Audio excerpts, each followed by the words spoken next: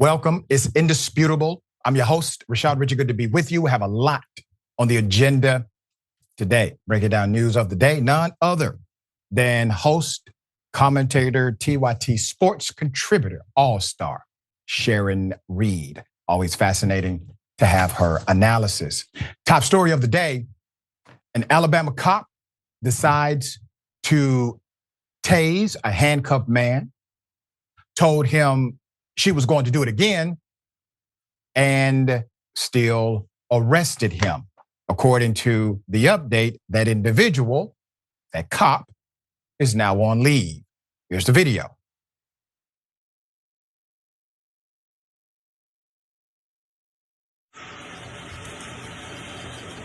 Stand up.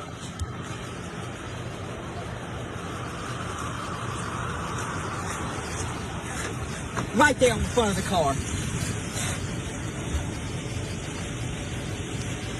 Stay still. I ain't doing, bro. I got gun right there. I'm not doing that. Oh yeah. I'm saying what you saying. Oh yeah, for. I'm not. Oh my God. Stop. Okay. Oh, down. Oh my fuck. Oh my God. Oh my God.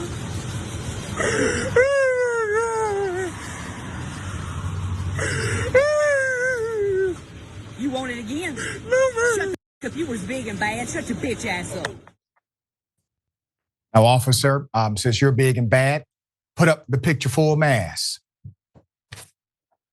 Many outlets are going to tell you that this officer was engaged in a lawful arrest. They will neglect to mention her name because the official report from Reform, Alabama did not mention the name, but we have the name. On December 2nd, in Pickens County, Alabama, Reform police officer Dana Elmore, based on reporting from Sportskeeda, detained, cuffed, and tased a young black male identified as 24-year-old Micah Johnson. He was reportedly trying to fix a flat tire on the side of the road when Officer Elmore forcefully took the man into custody for allegedly acting suspicious.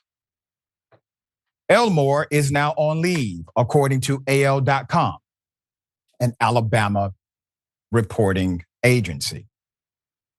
While authorities investigate a weekend arrest captured on video in Reform, Alabama, showing a handcuffed man being hit with a stun gun. The video begins with a white female officer from the Reform Police Department ordering the black male to stand up after he was handcuffed on the roadway in Pickens County. So then she tells him to lay down in front of the vehicle, which he does. He complies immediately. He puts his face directly into the vehicle, on top of it. The vehicle, obviously, is seen directly in the video. The officer then holds a stun gun to his back as if he's trying to run away. He's not. She goes through his pockets. She then tells him, stay still. He's not moving. At which point he says, quote, I ain't doing ish, bro. I got a gun right there, telling her that he has a gun. It is constitutional to have a gun, especially in Alabama, right? Not if you are a 24-year-old African-American male. There's more. The officer laughs as she retrieves the gun and says, oh yeah. She then deploys the stun gun directly into the man's back, telling him to shut up as he screams. The man begins to cry, repeatedly saying, oh my God. The officer then says, do you want it again? As the man continues to cry, shut your B ass up, she says. That's where the video ended. The video has been shared thousands of times. Now, here's what I'm going to do. Put up the picture of the officer again. That officer needs to be arrested immediately. for violation of oath of office, because I promise you she lied on the police report, for assaulting an individual while in custody, for felony use of a taser. That's to get started. DA, you have work to do. Politically speaking, put up the mayor. Now, the district attorney is investigating this case, received it recently. The mayor, Melody Davis, is pictured here. That is your mayor. Her and the reform police chief, Richard Black, not pictured, sent out a joint statement on Monday acknowledging they are aware of the video involving a, quote, citizen's arrest that took place on Saturday. The department is in the process of turning over all materials related to this arrest, they said, to the Alabama State Bureau of Investigation, and has requested a thorough investigation into the circumstances surrounding the arrest, the statement said. Police and city officials referred questions about the arrest to the 24th District Judicial Circuit District Attorney Andy Hamlin. Hamlin could release more information today. The Pickens County Jail identifies the man as Johnson. He is being held on a $500,000 bond. The jail website lists charges of obstructing governmental operations, resisting arrest, marijuana possession, drug trafficking, and being a felon in possession of a firearm. Some of his friends and family showed up at the Reform Municipal Building Monday afternoon to protest. This is a developing story. This is a developing story. So according to the narrative, the man was changing a tire. The officer said he looked suspicious, decided to engage. If there's no reason to engage, none of this counts in a court of law, okay? This is why it benefits the community to have officers who engage citizens lawfully. So now this has happened. The taxpayers of Reform Alabama will end up footing the bill because regardless of the interaction, it is clear that the man is handcuffed. It is clear that the man is under the authority and is compliant to law enforcement. It is clear that the officer utilized the taser unlawfully.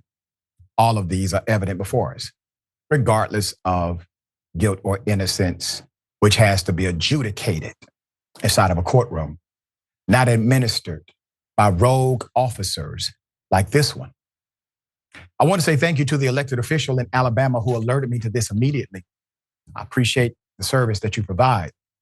We will continue to stay on this story and bring you developments as they come. Sharon, thoughts here? It's tough to get me to furrow my brow, Dr. Richey. This one did it, okay? I don't even want to hear about the ABI, Alabama Bureau of Investigations, on this case. Really should be the FBI. I really saw an act of domestic terrorism, and I actually do mean that. I actually do mean that. And I don't know what's taking so long for them to get all the footage out and give up the name. Obviously, your crack team got it. You'd have to drop box that to me immediately if I'm the mayor, and the chief better be at my house tonight to discuss it. That's how ignorant this is. Wow. I don't know why you'd put someone like that on leave. They should both be in, even though his charges seem trumped up, $500,000 bond. Okay. Right. She need to be right up there with him in the general population. Yeah. And here's the thing. The $500,000 bond is so ironic but indicative of what they were attempting to do. Because you got people who are arrested, incarcerated currently for murder. They don't have a $500,000 bond, maybe $250,000, $250,000, $300,000. That is surety to come back to court, is what your bond is for, surety to come back to court. So $500,000, a bond that high speaks to the nature, I believe, of what the interaction was about. We will bring you updates as they come naturally.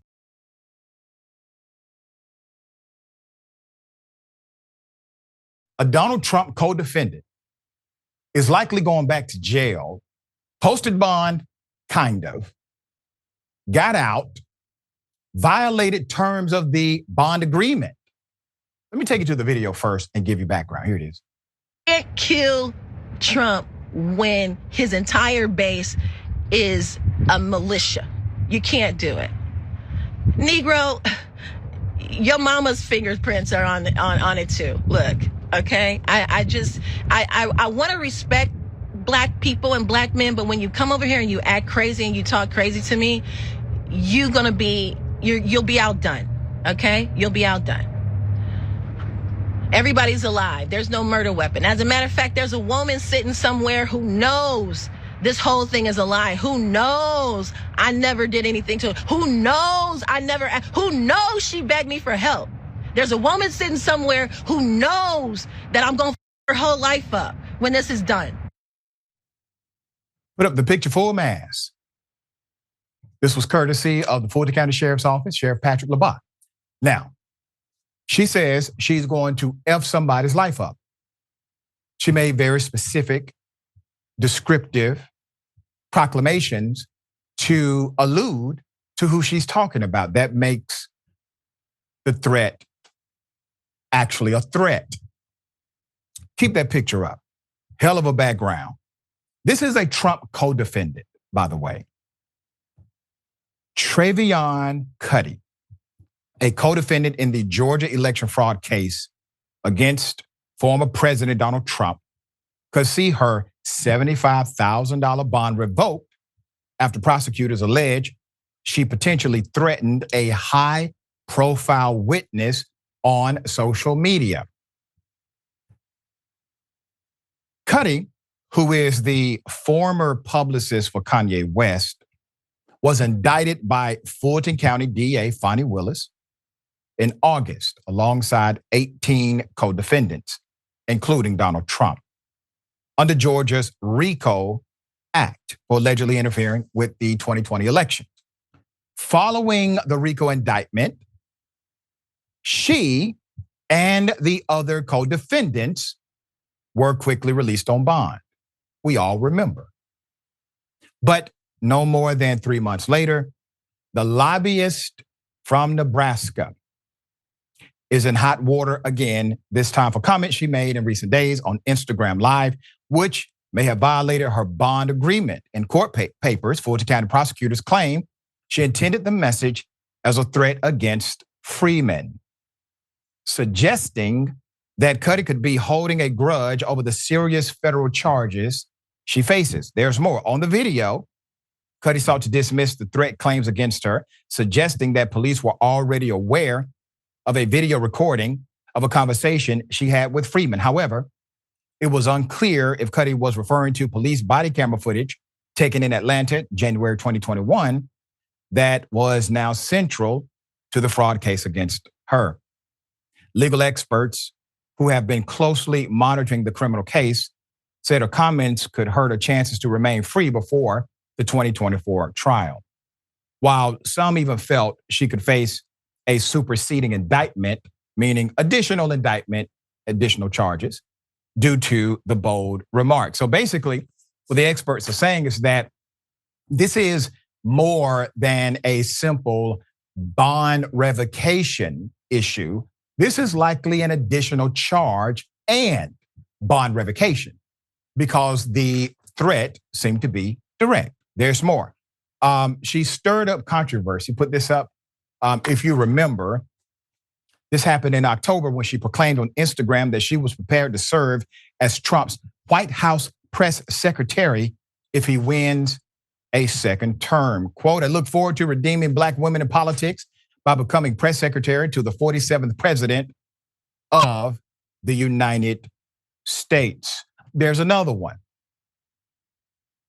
Inflammatory post galore. Black people don't read. Okay? Let's be real. Most Black people simply refuse to self-educate, have become totally opposed to research, trying to get Black people to read anything besides Facebook memes and celebrity gossip would take the use of a gun in most cases, and it goes on and on. Right? There's more. She's also posted offensive content online targeting Black officials like VP Harris, Attorney General Letitia James, and others. So basically, anyone who is a political enemy of Donald Trump, she adopts as her enemy as well. See how it works? Okay. All right. Hell of a thing. So bottom line is this. Judges give gag orders. Trump violates them. Fonnie Willis grants bond provision, as with anyone else. They violate them. You got to put your money where your mouth at. These individuals are going to continue to push the envelope. And until you actually enforce the trust that people, citizens, gave you as an elected official, this will continue. And every time they do this and get away with it, it only strengthens their position with their base. So either put up or shut up. You got to lock their asses up just like you would anyone else. This is how you prove that these individuals are not above any law whatsoever, period. All right. Sharon, thoughts here? Yeah, my grandmother used to say, writing checks, your ass can't cash. I think it was. Remember that one, Dr. Richey. And how dare, stop insulting everyone as if we don't read. I stay on TikTok and learn a lot. Thank you. Right. Okay. Right. I learned a lot. I never thought I'd say this, but there's at least 2 more qualified applicants. Should he get back in the White House to be the press secretary? Where's Omarosa and Candace Owens before this? She's unwell. Yeah. She's very unwell, Dr. Richey. She said, don't come talking crazy to her because she'll make sure they're outdone. Well, I agree with that. I do agree with that. Yeah. So, she has an invitation to come defend herself in the bullpen anytime. All right. After her bond is revoked and settled.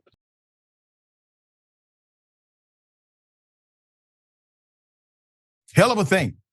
Once again, another innocent black male incarcerated for decades, exonerated. All right. Put up the picture for a mass. In New York, Mr. Jabbar Walker spent 25 years in prison for a crime he never committed. He was cleared of wrongdoing last week. Walker was sentenced to 50 years to life after being accused in the mid-1990s of killing William Santana Guzman and Ishmael de la Cruz, but he never did. I'm going to give you the background of this case and show you the extreme criminal elements involved in framing this man for double homicide. In May 1995, victims Guzman and de la Cruz were fatally shot by a perp who was sitting in a double parked vehicle in Manhattan on 148th Street. That's according to the organization. It was a drug-related hit, and an eyewitness told law enforcement that the suspect fled to a nearby building. The case went cold, but was reopened 2 years later following cooperation from a witness identified as Vanessa Vigo. While investigating a separate case, NYPD detectives asked Vanessa if she had any intelligence on the 1995 double homicide. And she blamed Walker for the crime, per the Innocence Project.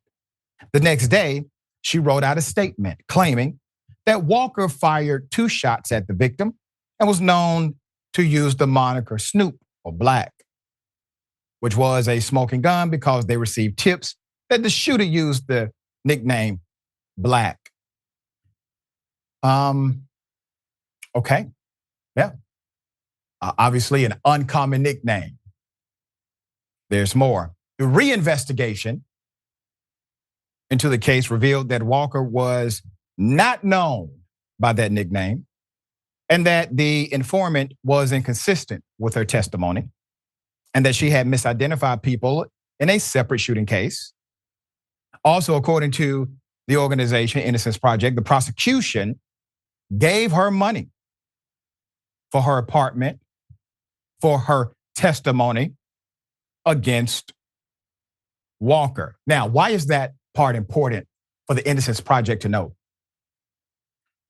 When the question is posed, Ma'am, have you been promised anything by the state or given anything today for your testimony? No, I have not. Perjury. That is a lie. And the prosecution was supposed to volunteer this information through discovery. They did not. There's more. In a handwritten statement, Walker mentioned his alibi the night of the shooting, telling police he was in Queens at the time of the incident and returned to that particular area with his friend the following day when he learned what happened. So he was there the day after, not there the day of. The police did not confirm Walker's whereabouts with the witness who backed his explanation. According to the Innocence Project, Walker never mentioned going by the Black, but a detective, and that's the nickname, but a detective wrote that he did in his written statement. That was false. The reinvestigation revealed that another witness to the shooting, Mr. Carlos Young, told law enforcement that Walker was not behind the incident and that he saw another person carry out the crime, another unidentified person dubbed Mr. Santiago. Did not identify him as the shooter and wasn't called as a witness during the trial. This is called the fix. Ladies and gentlemen, it is illegal. They are now actively framing an innocent man and they are well aware. There's more. Despite this, Walker was accused of a murder for hire plot with De La Cruz as the target, while Guzman was an innocent bystander who got caught up in the crossfire, per the Innocence Project. John Mobley, who testified against Walker at the trial, admitted that he himself was strong-armed into blaming Walker as the assailant due to the pressure from law enforcement while he was in jail. He also was concerned that they, as dirty as they are, would pin a crime on him too if he did not cooperate. During this time, the organization noted officers from the NYPD 30th Precinct were notorious for corruption. Walker was offered a plea agreement but turned it down to go to trial. He told the judge, quote, "I did not commit this crime, Your Honor. And that's why I came here to trial, because I'm 100% innocent. I did not kill those people," end quote. Put up the man who helped secure his freedom. See, this is why leadership matters. That is your district attorney, Alvin Braggs. And you may not agree with everything DA Braggs has done. But it is because he decided to listen to the Innocence Project, reopen the investigation. An innocent man has been freed. After decades of being in prison, the Manhattan, New York DA, through the Innocence Project collaboration, freedom. Bragg said in a statement, not only was the case against Jamar Walker built on unreliable and recanted testimony, he did not have the benefit of an effective defense attorney. One of the constitutional bedrocks of our criminal justice system, Bragg said in a statement. That's per ABC News. Despite these serious issues, Mr. Walker received a sentence that could have kept him in prison for his entire life. I am thrilled he can now finally return home, and thank the Innocence Project for his steadfast advocacy throughout this matter. I want to say thank you to the Innocence Project as well. They do great work. If you are in position to contribute to them, please do. I want to highlight a couple of realities. Number one, do you think we are able to catch all of the frameworks and the misappropriated prosecutions that have happened to people in this country? Of course not. So for the ones we do catch, believe me, it's probably 100 behind that one, if not more, that we did not. How many people you believe took the deal?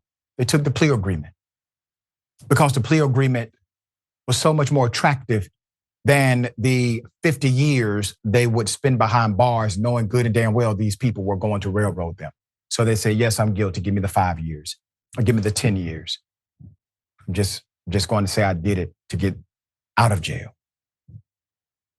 But what about the fact that having a proper defense is so required in this nation that it is constitutionally mandated?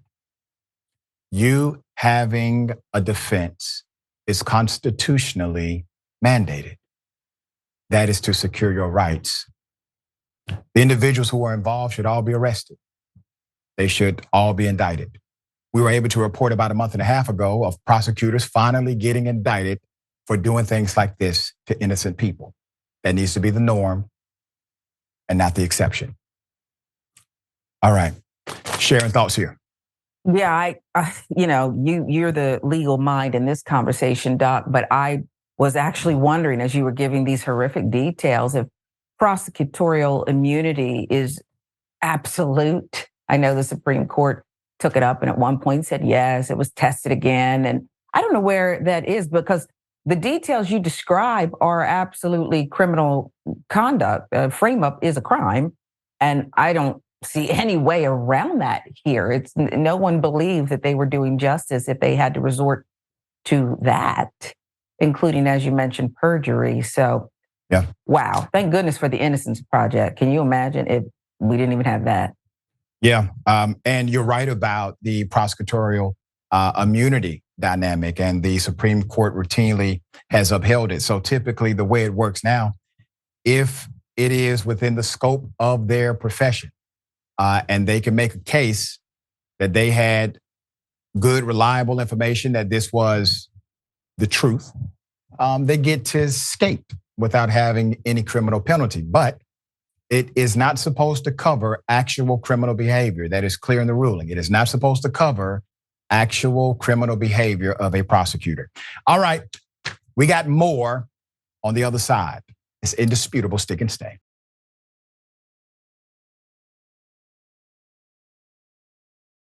You don't belong in this development. Yeah. Okay. What's your name? Live here. I'm not telling you. We live here. I live here. Okay, where do you live? Why would we tell you any of this? Where do you live? I'm not telling you. Where do you live? I'm not telling you. Okay, not a problem. I'm gonna call the gate and have you all arrested. You're home. Okay. You do not deserve to be in here. Okay. What did we even do wrong? Seriously? I have to wait for that for 5 minutes while they're throwing around the road. No. We were backing up for you. Moving for you. And you say you're gonna hit us with the car? You have a problem? Because I can get my grandfather. Yeah. You're gonna hit us with the car? Now, bring him out right now. Bring him out right now. Don't argue that. Thank you. It's not worth it. Thank you. It is because you're driving illegally. Okay, but you're coming out 15-year-olds. So you're gonna hit us with the car? Because you're 15 years old, you could marry in Mississippi or Alabama. This is not Mississippi or Alabama. This is Florida. It's Florida. Okay. Sure. So you're gonna hit us with the car? Don't stick your hand out. Did you threaten a child? I did not threaten her. I have it on video. You just said you're gonna hit us I with have the it on car. video. Someone with your car? No, I did not. Yes, you did. We have it on. Okay. Go inside. did not. Let me see the. I love the reaction, the response. Hate the situation happened, but allow this to be a blueprint in case this happens in the future. Put up the picture of the individual who believes a 15-year-old is just the right age to marry. Obviously, the person, the male Karen identified in this take, was egregious against children, engaging in childish and aggressive behavior. To the teenage girls who had to be the adults in this situation, you all did a remarkable job. He's a stranger. You don't tell a stranger where you live. He's a stranger. You do not give a stranger details about who you are because they demand it. Well done. And when you saw that your efforts did not de-escalate, you proceeded to say, I can go and get my grandfather, which is an adult, because an adult should handle the adult. All right. Once again, we provide this as a blueprint, a PSA. an opportunity for correction and reflection for the male Karen in this situation. Sharon, this was insane, but obviously male Karens, well, they do the most sometimes.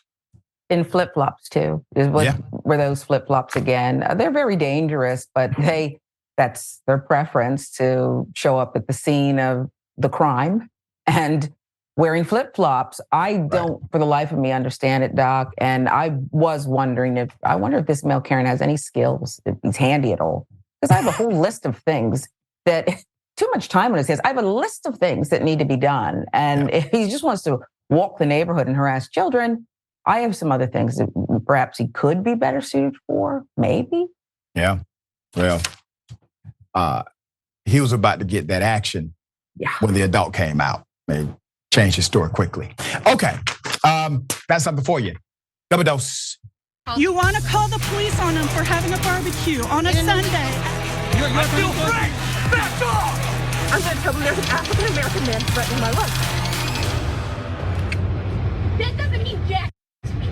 Okay. No.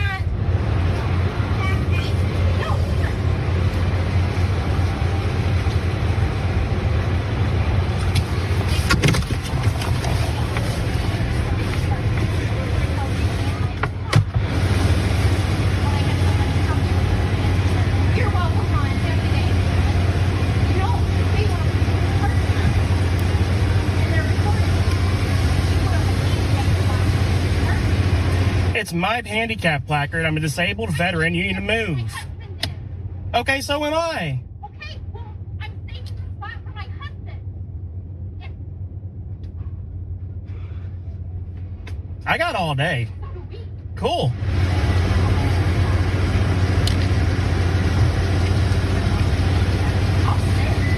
I will too. All right, let's put it up. I will explain to you what's happening, okay? So she has decided to park her human body in a handicapped parking spot, claiming she has the right to do so because her husband is a disabled veteran and assures the person he's on the way. The person recording is actually in a car and has the handicap placard, is a disabled veteran, and is attempting to park. The Karen, if you look at the impressions, look at this, all right? So one impression is saying, I am entitled, okay? The second one is saying, what else do you want me to do here? Here's the reality, Karen. Your husband may, in fact, be a disabled veteran. The man who's trying to park, a disabled veteran. But madam, you are not. And you don't have a vehicle. So why is there an argument here at all? All right, we have seen this before. There is something about the psychological dynamic known as Karenicity and parking spots. How many times have we seen Karens engage in criminal activity or extreme activity over a parking spot they do not own? All right, Sharon, thoughts here. You're right. I was thinking about the same thing. It's as if they're getting paid to do this work. You know, like the people, they collect cans and you do get a certain amount of money per can. And so perhaps as they go around parking spot by parking spot, trying to upend actually handicapped people, disabled veteran in this case. Yeah. Perhaps she is auditioning for something, but it's stunning to me that you don't see yourself, lady. Yeah. Nah. Well, once again, this is a great opportunity for correction and reflection, the PSA that we offer to people across this country and beyond. All right, we got more. On the other side, it's indisputable, stick and stay.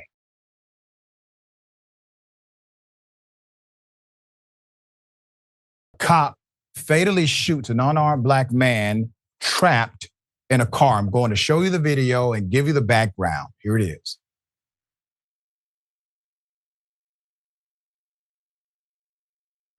Get your hands up! Get your hands up! Get your hands up! Get your hands up!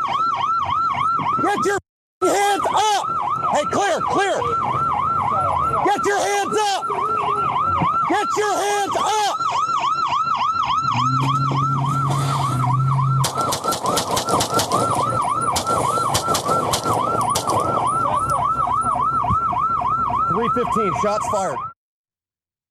Put up the picture full mass. They killed him. That officer in Cobb County,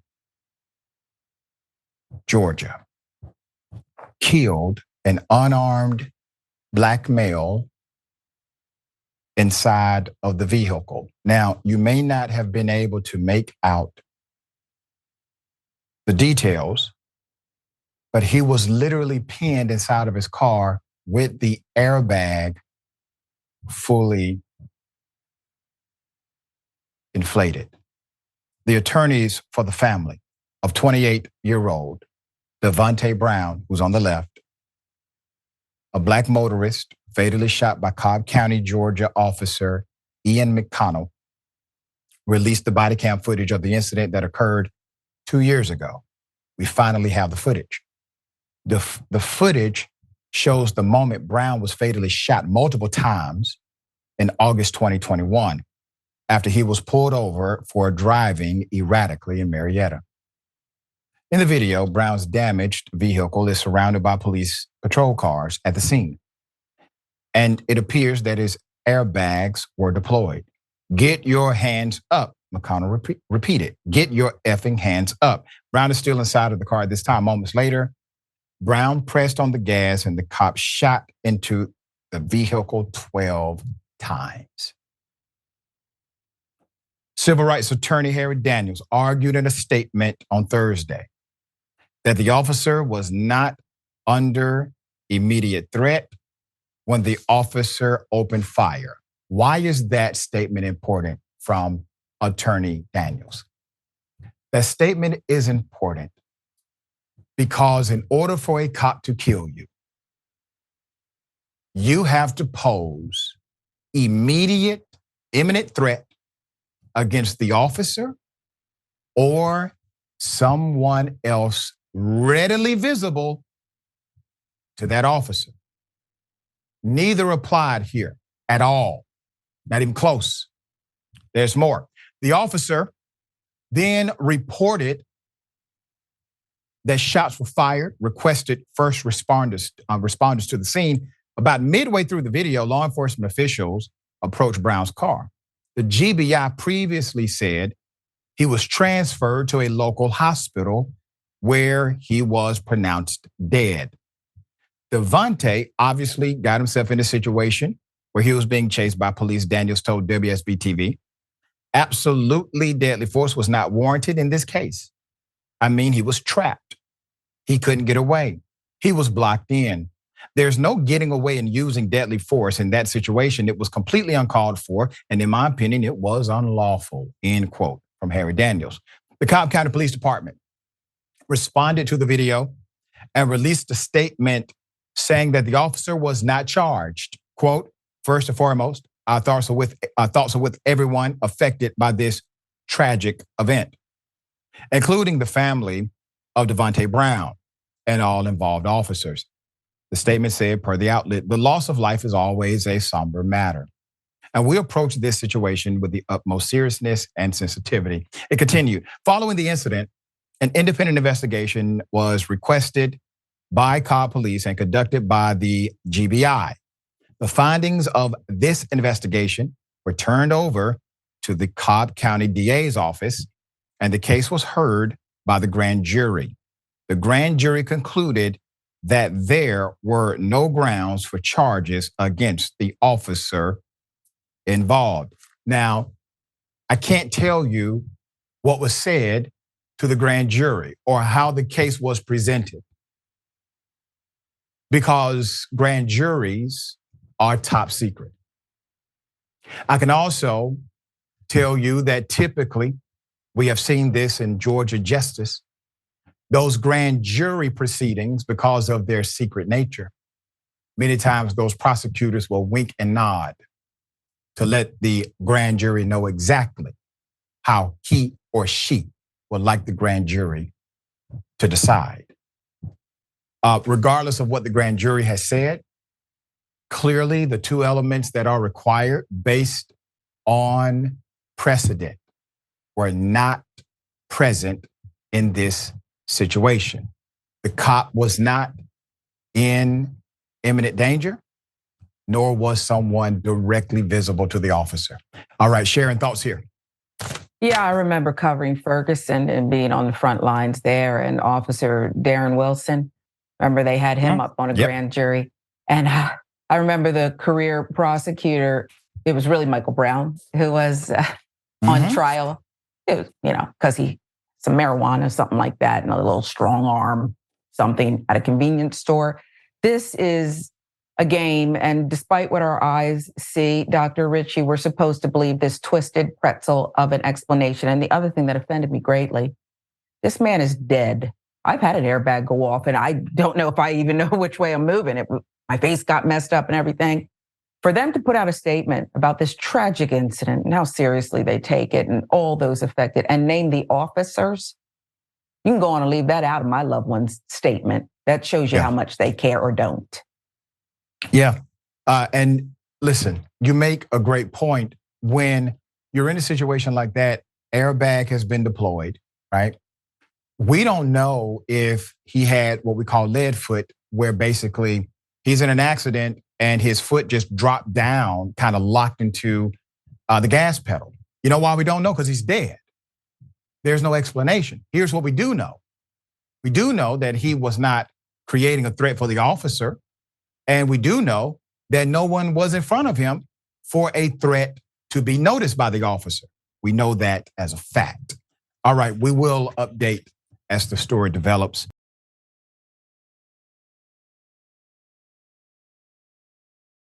A Black police officer is now suing for discrimination. It is a hell of a story. Put up the picture full mass. I'm taking you to California. Officer Tyson Crutchfield is suing the Pasadena department after she claims she experienced retaliation and discrimination while on the job. Her father spoke on her behalf at a press conference saying Crutchfield wanted to be an officer, quote, to bridge that gap that exists all over America between police departments and inner city communities. The lawsuit filed by Crutchfield outlined an encounter that happened after the January fatal shooting of Mr. Charles Towns, involving deputies from the Los Angeles Sheriff's Department. A month later, police reported to a call regarding Towns' 2 children. I need you to follow the story. Towns' 2 children, one of whom was upset over their father's recent death at the hands of law enforcement. According to the reports, one of the colleagues allegedly put one of the son's face near a cactus-like plant. A woman at the scene said to the police, "His father just got killed last week. Please stop." Okay. Body camera footage released by the department in June shows Officer Crutchfield shoving the officer, gently actually, going back and forth with one of the people at the scene. She's trying to de-escalate, something she was trained to do. There's more. Crutchfield's attorney said this: Officer Crutchfield fortunately followed statewide police training and intervened to de-escalate the situation. Officer Crutchfield deserved a commendation for her swift and heroic action, avoiding needless violence. A press release from Crutchfield's attorney said, the outlet reported, instead, she was relieved of duty and punished. Our lawsuit is about righting the wrong that Officer Crutchfield has suffered from. Put up a picture again. Many times we see these lawsuits from officers who will say, yes, racism exists, yes, discrimination exists, and they will cite dynamics associated with their administrative job function. This is a little different. We have a Black woman who decided to actively stop another officer in the line of duty from engaging in misconduct against a young citizen. I am sure this is not the first time Officer Crutchfield has engaged in such a manner. Maybe this is the most high-profile case. Maybe it is because somebody caught it on camera and it was exposed. But she was following the law. She was following her training. And this is why I say often, policy means nothing when the culture is adverse to it, because culture eats policy alive every day of the week. This woman followed policy, but culture got her fired. There's more. The sergeant instructed Crutchfield to go back to the station, and she was placed on paid administrative leave. Understand, she was placed on paid administrative leave as if she had just shot an unarmed Black person. Okay? Paid administrative leave without an explanation. However, Officer Crutchfield, who has both a bachelor's and a master's in criminology, was able to return to her position. The filing also reportedly highlights an alleged racist culture inside the department, including those who use racial slurs but were still given promotion. Let me give you the statement from the city of Pasadena. In a statement to KKTV, the city of Pasadena opposed Crutchfield's claims, claiming it would be vindicated. The city will vigorously defend itself in this matter, and the facts will prevail, the statement said. The Pasadena Police Department proudly serves the residents and with honor and integrity, et cetera, et cetera. Proud of our diversity, blah, blah, blah. Put up the chief and the mayor. Eugene Harris, Victor Gordo. Sad state of affairs, right? So you mean to tell me that we can have police officers that engage in conduct becoming of an officer, to stop conduct unbecoming of an officer, and the officer who does the right thing, they get penalized, but the officer that did the wrong thing, they are celebrated and promoted. Once again, you can't keep talking reform. You have to talk replacement. Some of these apples are rotten to the core and they have to go. All right, Sharon, we're going to follow this case. I'm glad it is public. I'm glad there's a lawsuit. Hopefully we get some people to testify one way or the other. Your thoughts? Maybe they'll have to be compelled, but yeah, it needs to be public. It has to be public.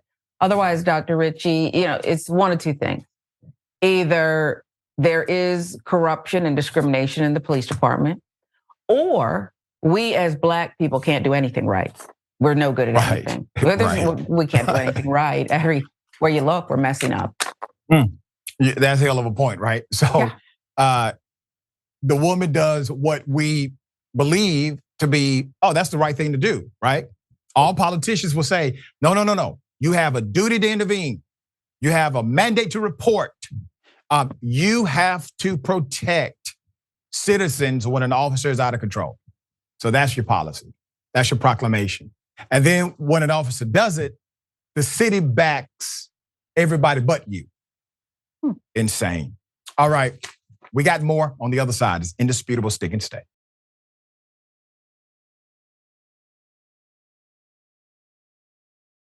All right, welcome back. A lot of show left. Let me read some of these amazing comments, and we appreciate everyone, all right? Code SM-96, you can't murder people who aren't threatening you in that moment. That's right. That's right. It's actually not a complicated rule. It's one of the most common sense rules in law. Were they threatening you? The officer can't even argue, I just felt in danger. I just felt as if my life was in danger. Can't even say that. It's insane. Yep, Jen Rafis, no charges. The cop emptied his clip into a car that wasn't threatening him in any way. Yep, did.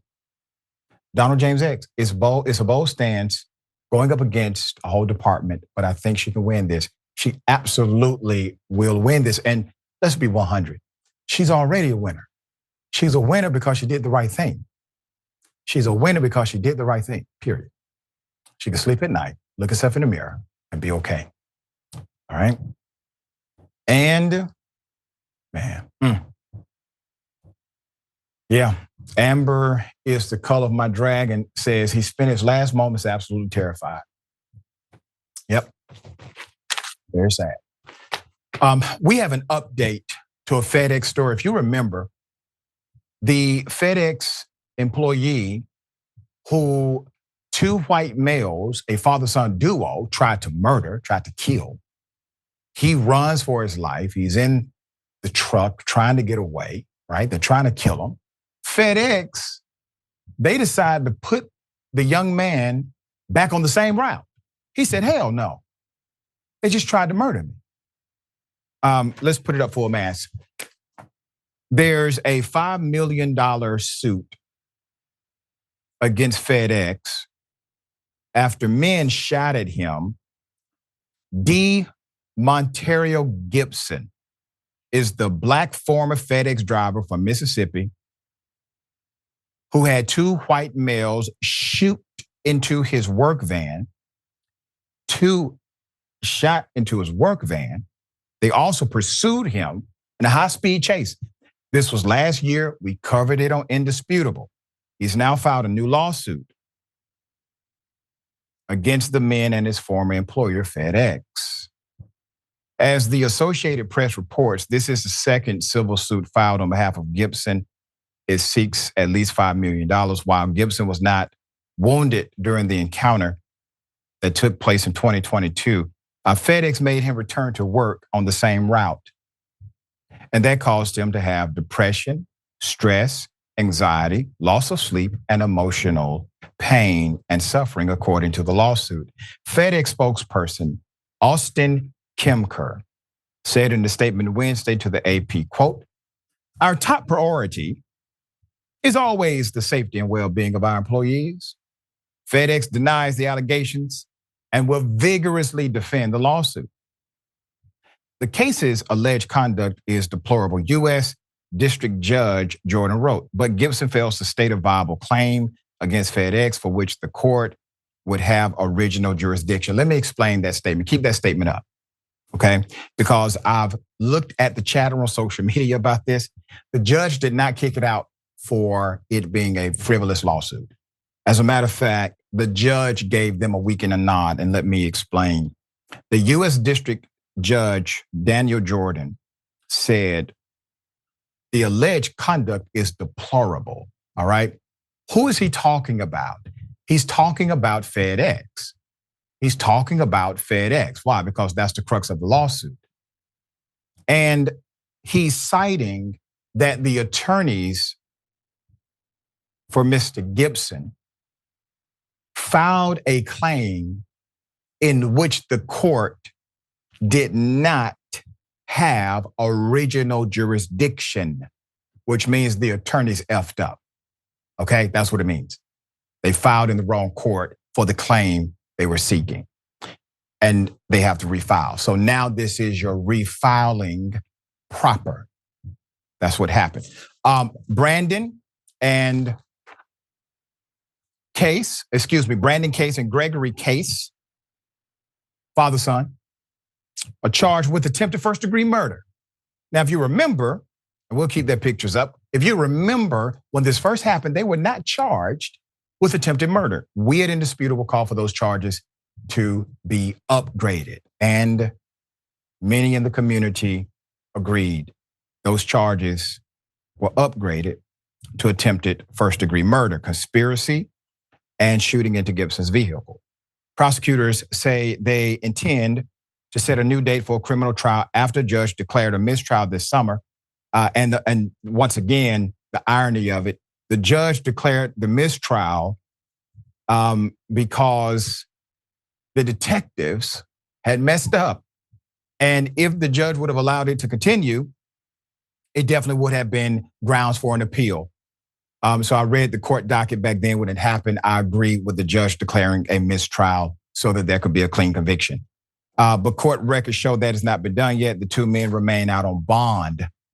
And that part is unfortunate. In August, State Circuit Judge David Strong cited police errors as he declared a mistrial, police or detectives, as he declared a mistrial in the criminal case of the father and son. After days of jury selection and testimony, a detective testified about failing to give prosecutors and defense attorneys a copy of a videotaped police interview with Gibson. Days after the mistrial, FedEx fired Gibson because he did not accept a part-time non-carrier job at the company. They offered it to him, Moore said. Gibson said he had been in therapy and on workers' compensation leave at about 1/3 of his pay since shortly after the attack. So recap of the incident: Gibson was making FedEx deliveries in a van with the Hertz rental car company logo on 3 sides. This was allowable under the rules of FedEx, so he was not in any compliance violation. After Gibson left a package at a home on a dead-end public road, Gregory Case used a pickup truck to try to block the van, and Brandon Case came outside with a gun, District Attorney D. Bates said. Now, what does that sound like? This sounds like how they killed Ahmaud Arbery down in deep South Georgia. Father-son duo trying to box the person in, basically kidnap, all right? And then execute the murder.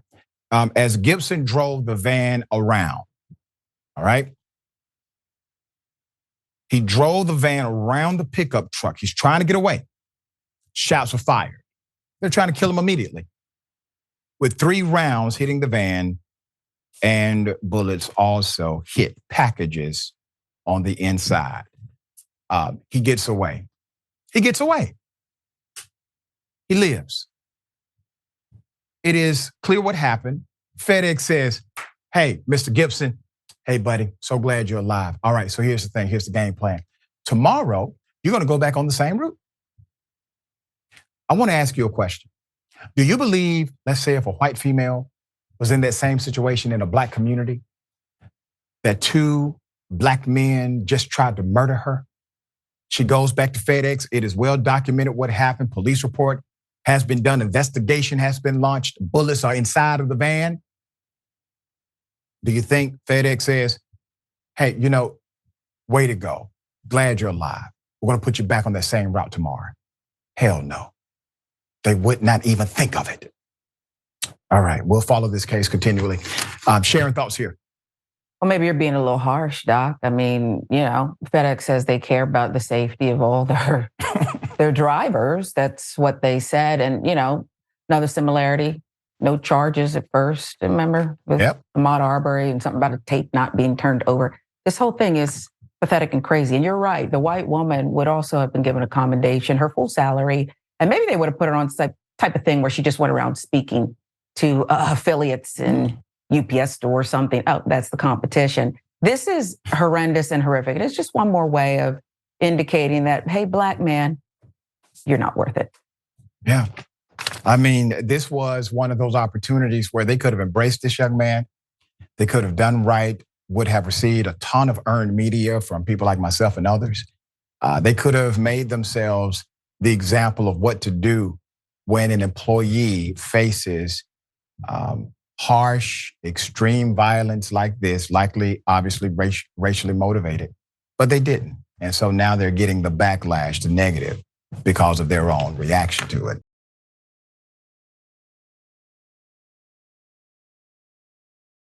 Security guard risked his own life to save someone who set themselves on fire. Put up the picture full mask. This is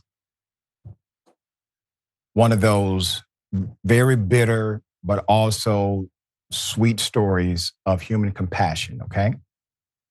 In Georgia, Michael Harris, he's a security personnel stationed at a facility near the Israeli consulate building in Atlanta. He's recuperating from 2nd and 3rd degree burns incurred while attempting to rescue a protester who intentionally set herself on fire.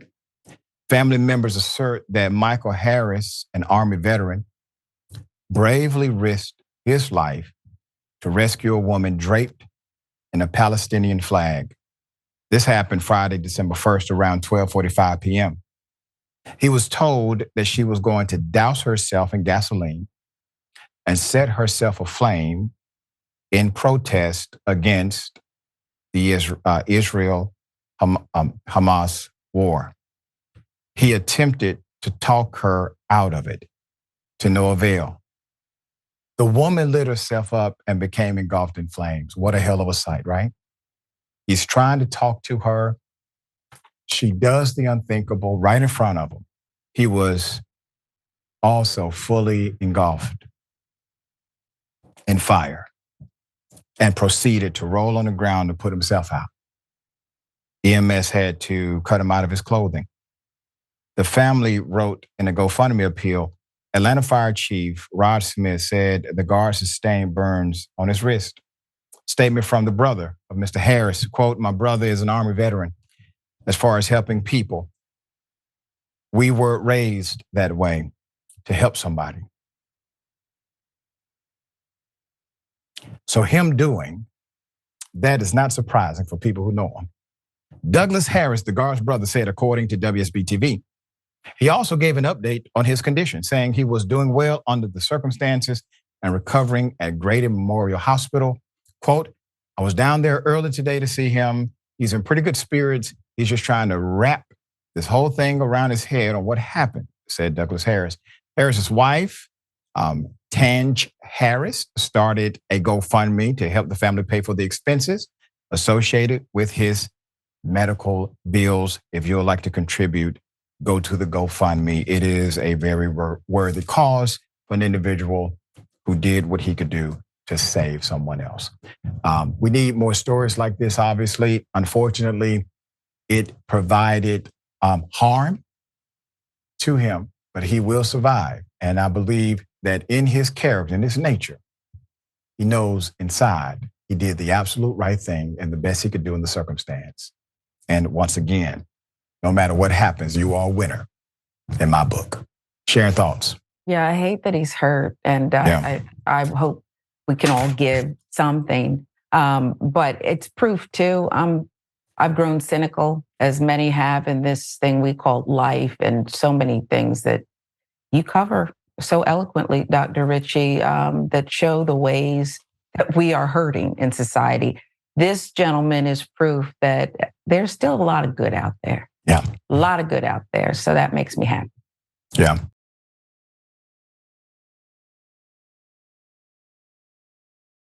One of those opportunities where, well, I got to talk about a professor, okay, who utilized racist language, in my opinion. I'll put up the pictures full mass here. I'm going to give you the background.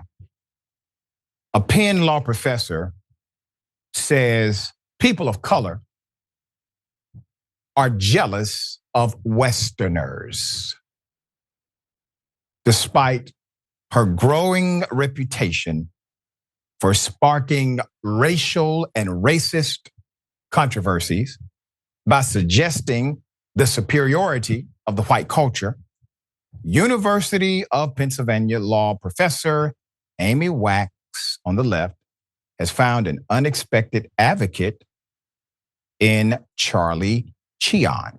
On the right, a third-year law student who wrote a letter to the school administrators late last month expressing support for his teacher who faces losing her tenured position due to racist viewpoints that sparked protest on the campus in recent weeks. So Atlanta Black Star notes, it remains uncertain, however, if the student, Cheon, is aware of the controversial statements, including the assertion that the United States would be better off with fewer Asians, end quote. And her remarks that Blacks and Asians are resentful of Western people's outsized achievements, end quote. For now, Professor Wax, who has taught at Penn State since 2001, remains on the university staff despite growing calls for her to resign due to racist comments and writings that have stirred anger among students and a wide range of cultural and social justice advocates during her long tenure. Previously, the National Black Law Students Association, which I'm a member of personally, the National Asian Pacific American Law Student Association, and the North American South Asian Law Students Association released a letter in April 2022 calling for Professor Wax to be ousted from the campus and barred from talking to students after she made openly racist remarks in and outside a lecture hall. Did you hear that? In and outside a lecture hall. At the time, Penn Law School had already faced multiple years of blowback due to the professor's remarks. They've been dealing with her racism. The school also disciplined Professor Wax, but has also taken more than 20 months to review a litany of claims against this one professor while she continues her offensive rants inside of the classroom. Previously, a group of student leaders called for Professor Wax to be suspended until her grade books from the past 21 years could be reviewed, but school officials never responded to the demand. Now, why is that part important? Because they want to see patterns of systemic bias. Because the individual has clearly demonstrated in her commentary and proclamations based upon their opinion that she is in fact biased against people of color. There's more. In the latest episode, the university said it had initiated a legal process to fire Professor Wax. What? For alleged disparaging statements she's made during her time at Penn, which recently prompted the professor to launch a legal defense fund that faces accusations of promoting itself as a tax-deductible charity, potentially violating federal tax laws. Wax's most recent firestorm occurred when she twice invited white supremacists. Remember this fella? Jared Taylor, we had him on the show. He talked about how superior his IQ was. Remember that guy? When I asked him what was his IQ, he said he didn't know. Do you remember that? Your entire platform is about how white people have an IQ higher than anyone else, and you don't know your own IQ. That is called privilege. I mean, damn. So she invited this clown to come speak to the class about conservative legal thought, adding to the broader uproar over her teaching methods and sparking massive campus protests and complaints to academic administrators. All right. Now, despite concerns that Wax is attempting to whitewash America's history of racism, there's one student, Mr. Cheon, who decided, he wasn't on board with the backlash, filed a complaint with Penn administrators. Okay.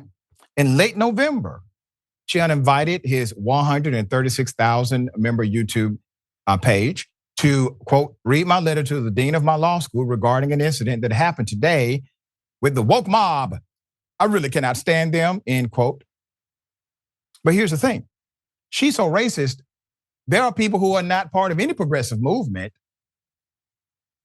who are saying she has to go. This is too extreme, okay? There's more. The student says in the letter posted on this channel. Now remember, I would not read this if it had not been for the fact that he decided to make this public.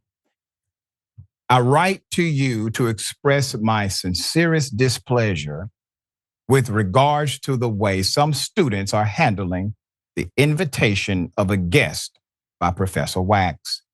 I was quite incensed to see flyers posted all across the school smearing Professor Wax's character.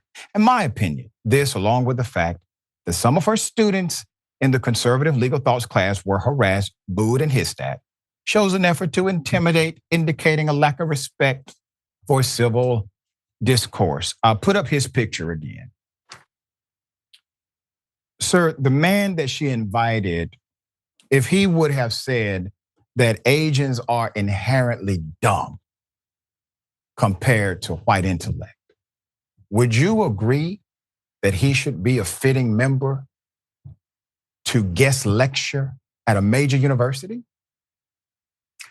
Do you know that Professor Wax said that this nation would be better off without blacks and Asians? Paraphrasing, but that was the sentiment.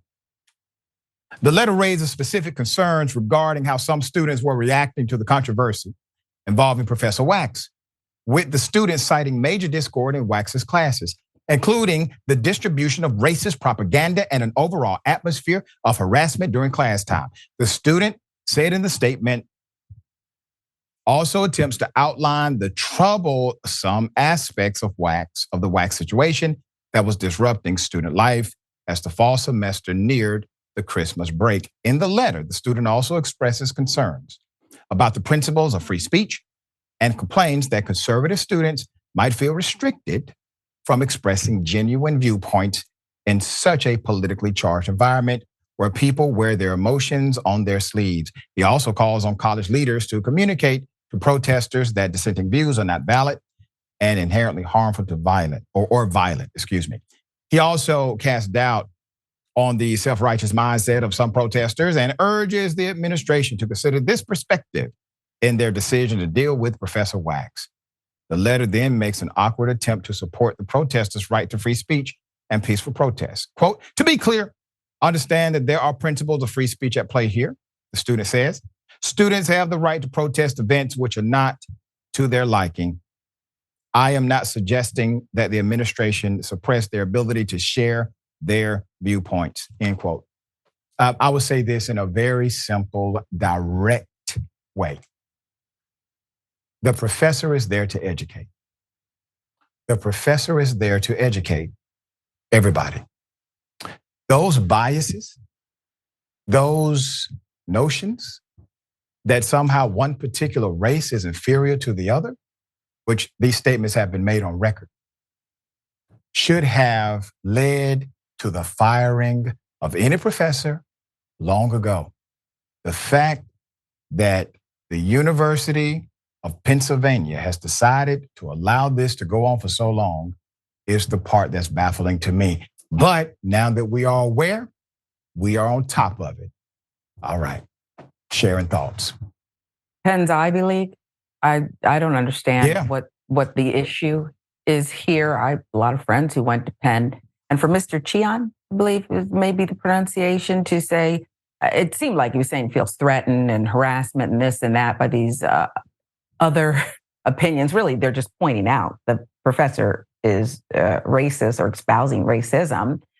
I think is quite rich, okay? We don't want another January 6th type nonsense on our hands here. It seems like people are saying, be gone with you and your nonsense, okay? You said educate. This is about inciting. Yeah, it really is. And the students, who, by the way, to the students, you all are the lifeblood of any institution. That's Don't right. let them take that away from you, all right? You are the reason the business known as education continues to move forward. You are the enterprise, not them. All right. Sharon, always a pleasure having you on the program. Tell people how they can follow you and check out your great work. Pleasure's mine, Doc. I appreciate you always and had fun filling in for you. I'm not sure what the comments are. Oh, we loved it. No, Who knows what everybody people loved said. it, including me. People tell on me. I am Sharon Reed. Real Sharon Reed is the program on In the Black. Also, TYT Sports. I hope you will check out my latest installment. Awesome. Always a pleasure. All right. Remember, take care of yourself, take care of each other, take care of the planet. Remember, the truth is always indisputable.